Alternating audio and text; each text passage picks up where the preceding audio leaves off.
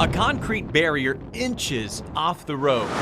Rumble strips, unclear markings, and a lot of heavy machinery. It's just very scary. Emily Doty was making her usual drive to work in August when the construction zone got the best of her. All of a sudden, I just saw brake lights, and so I started to stop. But it was too late. Doty was at the back of this 5-car pileup. And it is backed up quite a bit. Here's Grand Prairie Parkway out by the Fleet Farm. Those cars are at a stop. I was like in a panic to get out of the car, and the doors were kind of crunched in, so it was kind of hard to get out of the car.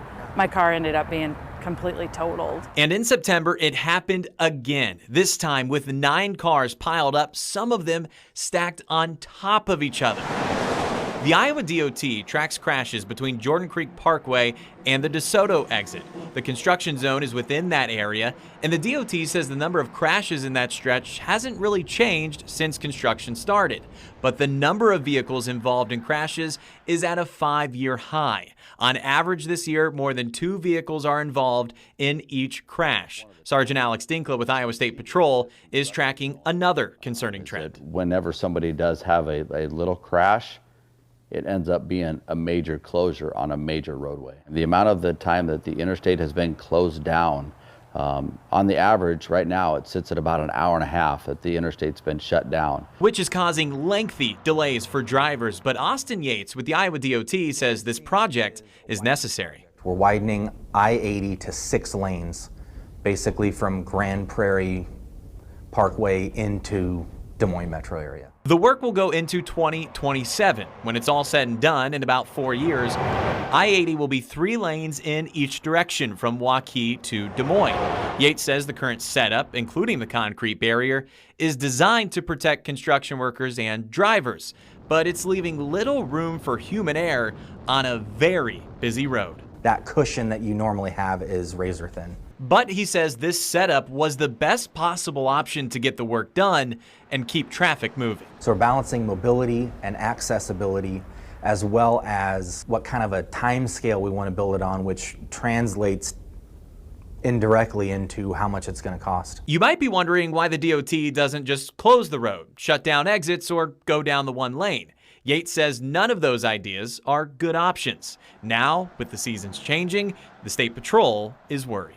We know going into the winter months, it's going to create some big backups, big headaches. So priority number 1 is getting people to slow down.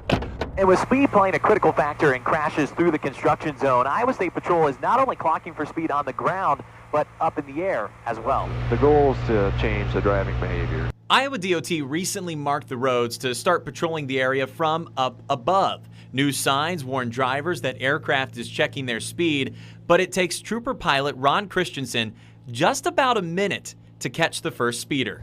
Correct vehicle stopping, top speed 86 at 1021. It's an efficient system. Christensen looks for vehicles flying past traffic, then uses these white marks on the roads and his stopwatch to calculate how fast they're going. We got a white SUV at 79, about half of a mile out. Once Christensen confirms their speed, he talks with the troopers on the ground. All right, number 2 to you. Red SUV off your door right there. Then the trooper waits for confirmation. You're behind the correct vehicle, top speed is 78.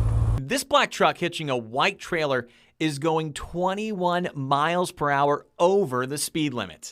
10-4, speed is 76 in the construction zone and in the 55. That ticket will cost the driver $800. We have seen a stark reduction in traffic crashes and people speeding when our aircraft is up in certain areas. As far as the construction project itself, the DOT says some relief is coming soon. We're going to be able to move those barriers away from the road before the first substantial snowfall this year. The DOT says that barrier is moving at least 2 feet off the road as they move into this next phase of construction. And they say during the winter months, they will have snow plows capable of pushing snow up and over the barrier to keep the roads safe and clear. They just hope drivers will also do their part.